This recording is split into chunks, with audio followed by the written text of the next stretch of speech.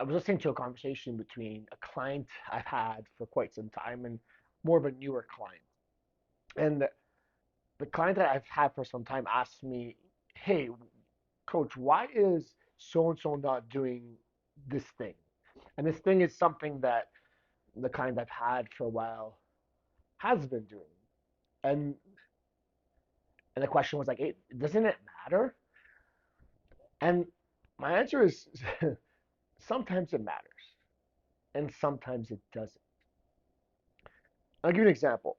Would it be helpful for this other client perhaps to be focusing more on protein and doing some additional cardio and focusing on some more sleep and this and that? Absolutely.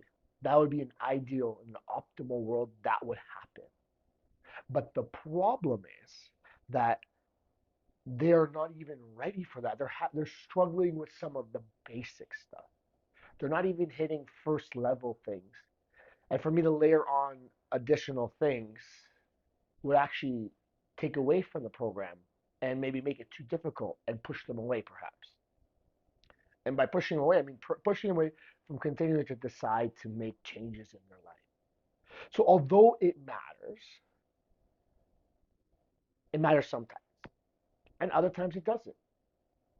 And it does depend on where you are currently. It does depend on your situation. There's certain things that matter. And of course, some things have bigger impacts than others. I don't think anybody really should not be focusing on getting enough protein. Um, but you'll see change even if you don't focus on protein and begin with being in a calorie deficit.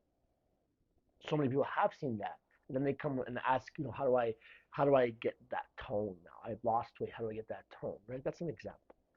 But the point is that sometimes it matters and sometimes it doesn't. And the reason I say that is because it's based on your individual situation. And some people might come at you and say, "Hey, why aren't you doing this? Aren't you supposed to be doing that? Isn't it important? Doesn't that matter?" Yeah, it can.